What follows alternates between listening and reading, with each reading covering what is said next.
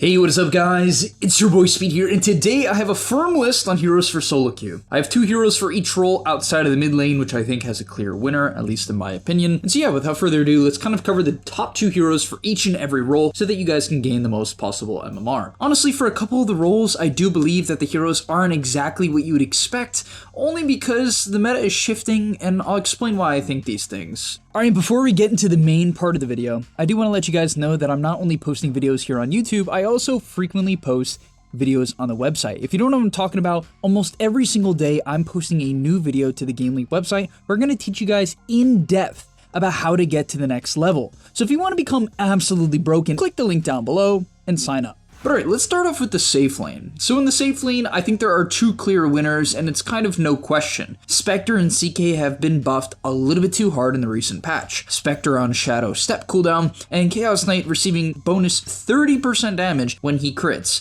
It's just a little bit too damn strong, because essentially when you're playing the game, and you're half health, and you crit a singular hero or creep, you heal for like 600 health in the mid game. It's insane. And then on top of that, CK's base stats are just insane. His laning stage is way better due to this crit change, right? The passive change as well. It scales incredibly well. I've been saying it for a while, but Armlet is insanely broken. So I really do believe that CK coming in at number 2 is the second best carry of the patch. I would say he's the best. I really would say he's the best, but I think he's a little bit hard compared to Spectre, who I'd put at number 1. Spectre is just, it's always a solo queue hero. Even when Spectre is absolute garbage, like truly, when the hero has nothing going for him and it's awful in the meta, it still has a decent public matchmaking win rate. Why? Well, it scales well and it shows up to team fights. I think one of the hardest things to do to become a good carry is to identify when you should be farming and when you should be fighting. This is an incredibly difficult skill, and let's say you're playing something like Slark. It's really hard to balance when to fight and when to farm as Slark, because this hero is really good at doing both. It can also deward hills, it can roam the map and scout for your team using its bonus night vision. It's also good at scouting because, well, it can hard dispel itself on like a 6-second cooldown. So yeah, you can do a lot of different things, and so how do you manage? How do you pick? I mean, this is, as I said, what it requires to be a good carry player. Now, you might be thinking, okay, Speed, if you're gonna recommend Spectre to me because I don't need to be good to win games, well, I'm gonna be perfectly honest with you. It's partially true. It's part of the problem. However, the hero is also just good. It's starting to be picked up in the pro scene. At TI, it's currently 8-2, one of the highest winner heroes for a hero that's actually getting picked a little bit. So yeah, it's just good, and it's easy. And so when something is really good and really easy, you're gonna be able to win. And you're not gonna have to lose a bunch of games in a row in order to get up off the ground and start learning the hero, you know what I mean? The most common build, well, I made a video on it, so you can go check that out. There's a few different builds people are going. Someone even recommended a diffusal build to me, which I thought was interesting and definitely could work. I think Urn works, I think Blade Mail works in some games, I think Manta Rush is good, I think Blade Mail Radiance works. There's a lot of different builds you can go, and that's where the complexity of Spectre can come into play, and you know, that can be a little bit of fun. So in terms of gameplay, pretty easy. You just haunt into every single early game kill, just help out, drop a shadow step, you know, simple. All right, getting into the mid laner way of Necro. I think Necro is just, honestly, I think the hero is just really versatile. I really believe that. I also think it's just, once again, one of those heroes that's easier to play, which time and time again, I hate to say it, but if you want to win games, being able to click your buttons consistently well is very important. And so you have a couple of options in Dota, guys. I'm not going to lie. I know this is kind of like a philosophy video almost to some extent, but the reality is if you want to win games, you either need to pick the hard heroes and get truly great at Dota, or you need to pick the not as hard, good heroes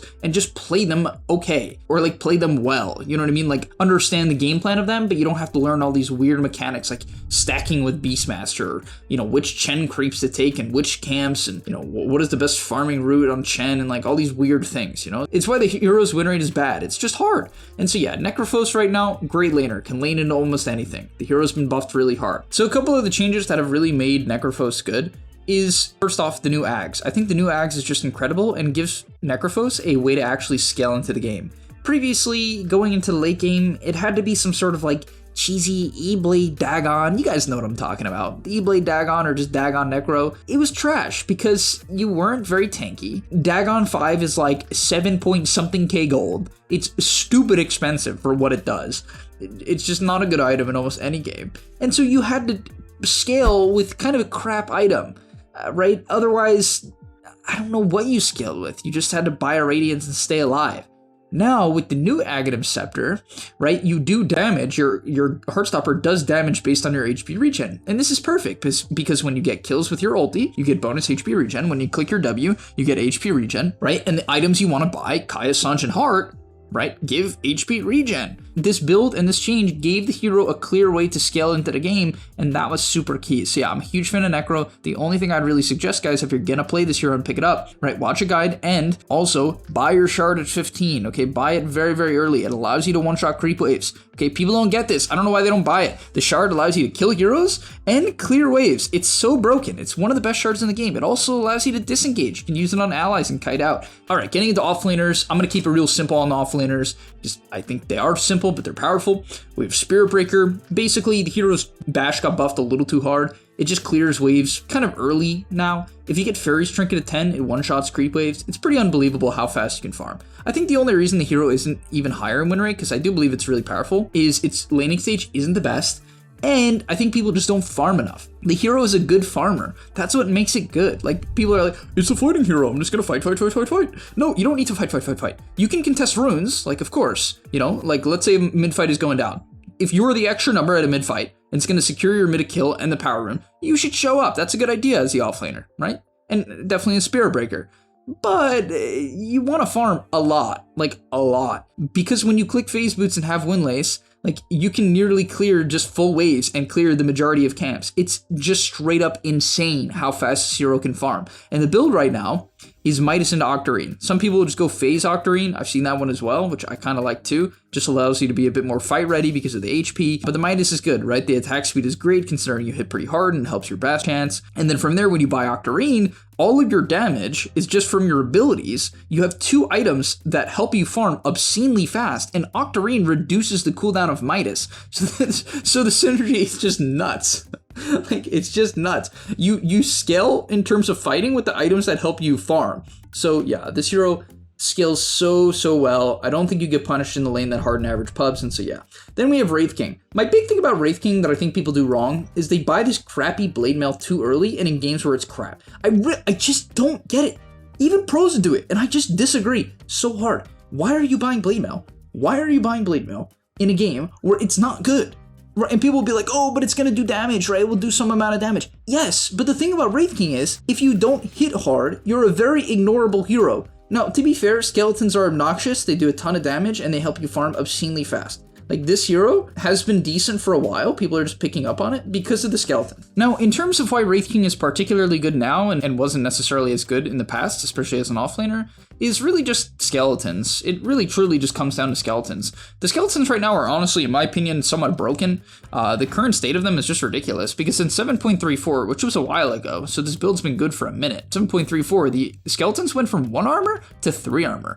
So they're just much tankier, and they do 25% more damage to heroes ever since 7.34. Like, they already killed you stupid fast, and now you just insta-die. Like, 4 skeletons on a hero that can get chain stun just dies. For instance, like a Venge Wraith King lane, or like a Sky Wraith King lane where you silence them, silence them, so they can't fight back, they can't cast spells on the skeletons, they just die. Everyone dies. Almost every hero just dies. Obviously, there's some heroes like maybe Bristle or Axe or something like that won't, but you get the point, like, they die. And a lot of safe laners just don't have a great way of dealing with them. They don't have AoE damage, and offlaners do.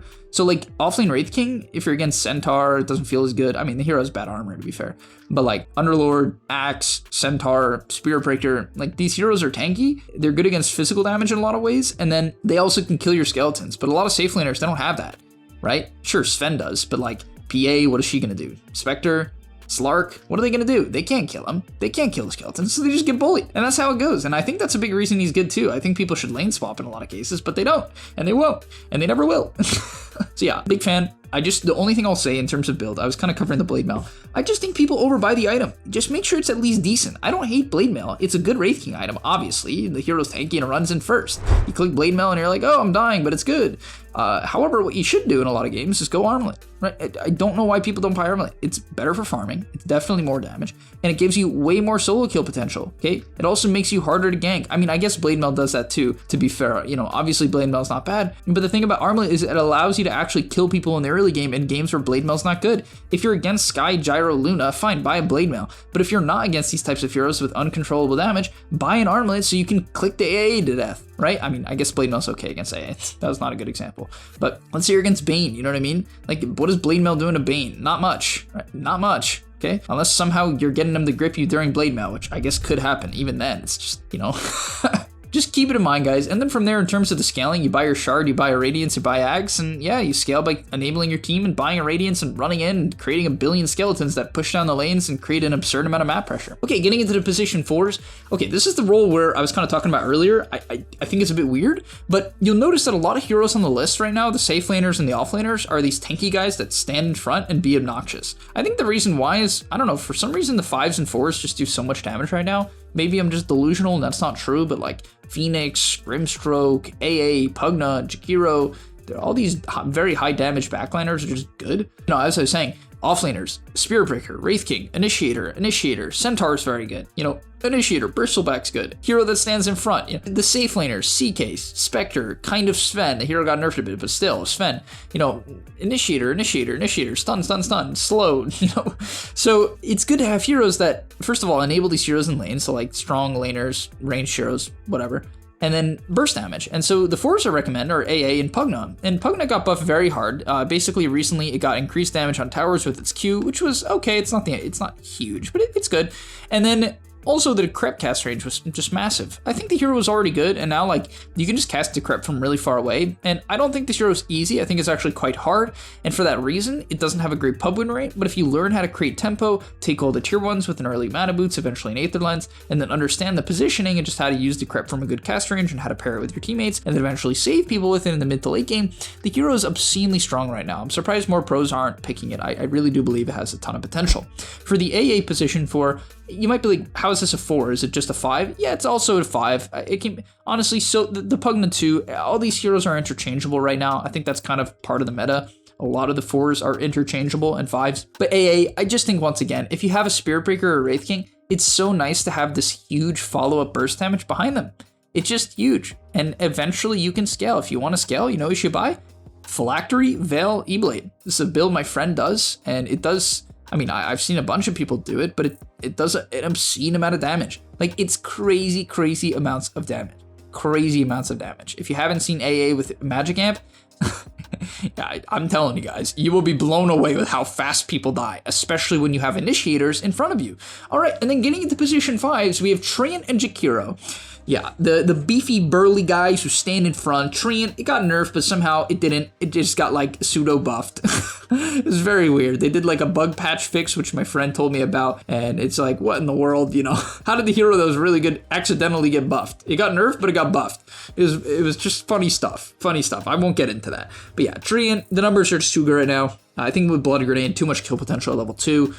Giving the armor, especially against a lot of physical damage that's going around right now, like a lot of minus armor comps. Pango, Bristle, Venge, Furion with Blightstone, CK, a lot of physical damage. Even stuff like PA, Sven has really come into the meta. A lot of these BKB carries, and I think Treant just super good against them. Super good against the physical damage, the armor reduction, and these BKB carries. So definitely a big fan of Treant. I also think it pairs well with a lot of the meta carries. For instance, like CK Treant is just a broken lane. Absurdly hard. Even something like Spectre Treant, that's part of the reason why Treant's kind of a good pub hero, because if you're in an aggressive lane, you just kill them. If you're in a passive lane, you just spam Leech Seed and heal your lane. You know what I mean? Like, it's a very versatile hero. And in terms of Jakiro, I've been saying this for a year now. Literally a year. The hero's insanely good, and it has a bunch of different builds now, actually, which I might cover in an upcoming video, so subscribe to the channel. But basically, you can max your E now, and it's actually better than it used to be. It does a lot of damage to heroes, and also, the Ags is too damn good. The hero's a great laner. The build I recommend is either going 4-1-1, right, so maxing your dual breath into maxing Ice Path, or maxing your E, so going 2-0-4, no points in Ice Path early on. Please,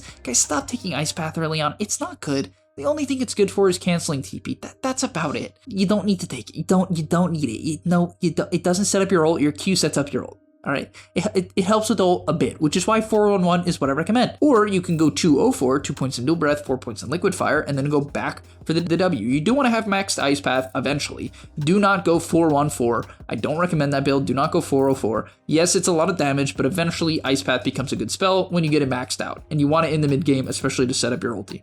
Eventually, right, when the points go up. You get what I'm saying, all right? But alright, that's going to be all for today's video. Hopefully you guys enjoyed. Hopefully you're inspired to pick some of these heroes. I certainly am. I'm excited to play some of these top meta heroes in my pubs. Because, you know, that's how you gain MMR. That's how it goes. You got to be good, and then you got to pick the good shit. That's how it goes. But alright, I'll see you in the next one. Peace. And that's all, but remember, before you leave, come on, before you tune out, subscribe to the Game Leap website where we are going to help you get to the next rank. If you're stuck, click the link down below, and I'm out. Peace.